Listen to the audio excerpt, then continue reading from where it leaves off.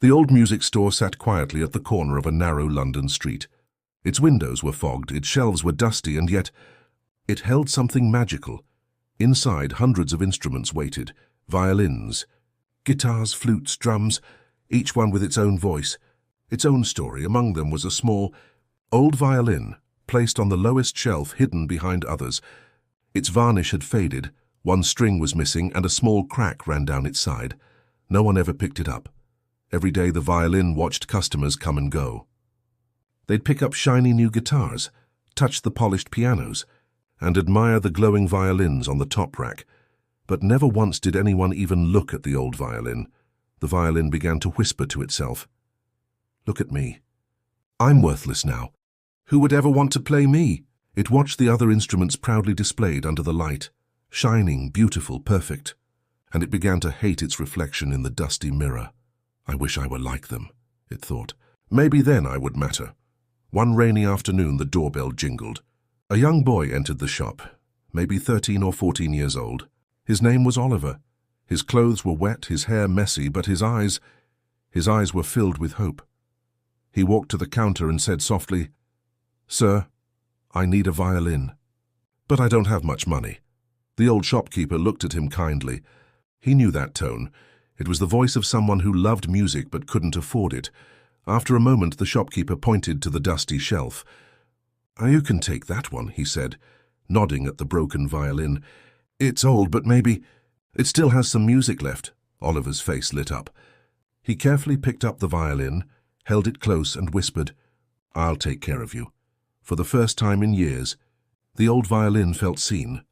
Oliver began to practice every single day. At first, the sound was scratchy. The missing string made it harder, and the crack caused the notes to buzz. But Oliver didn't give up. He didn't care how the violin looked. To him, it was not broken. It was beautiful.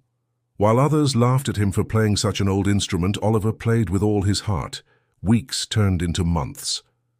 The music slowly began to change. The same violin that once sounded rough began to sing again. Its tone was deep, soulful, not perfect but real. 1 year later, the school announced a music competition. Students would perform for a large audience. Oliver signed up, though others mocked him. "You're going to play that old thing?" they said, laughing. "Good luck winning with a broken violin." Oliver just smiled. "It may be old," he said, "but it still has a song."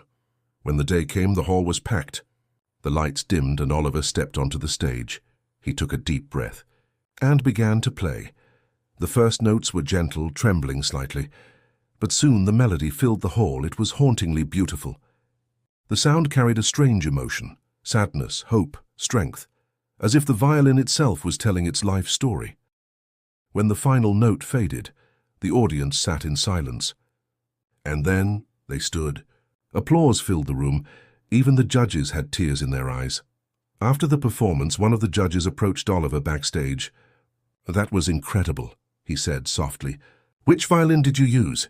It had such a unique sound." Oliver smiled and showed him the old violin, still cracked, still missing a string. The judge blinked in surprise. "This old thing?" Oliver nodded. "Yes, it's not the prettiest, but it taught me something important. You don't need to look perfect to create something beautiful." That night, Oliver placed the violin on his table and whispered, "Thank you for not giving up on me."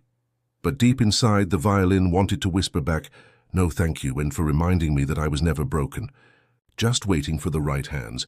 From that day on, Oliver played at small events, and later became known as the boy who played the broken violin. People said there was something different about his music, something you couldn't find in perfect instruments. It had heart, and that's what made it unforgettable.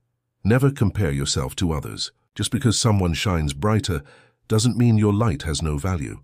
You might feel broken or less than perfect, but sometimes the world needs your exact sound, your exact story, to feel whole again.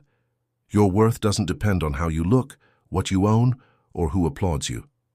It depends on how truly you live, how deeply you love, and how bravely you keep playing your own music, even when no one is listening. Remember, even a broken violin can create a masterpiece, and when played with love,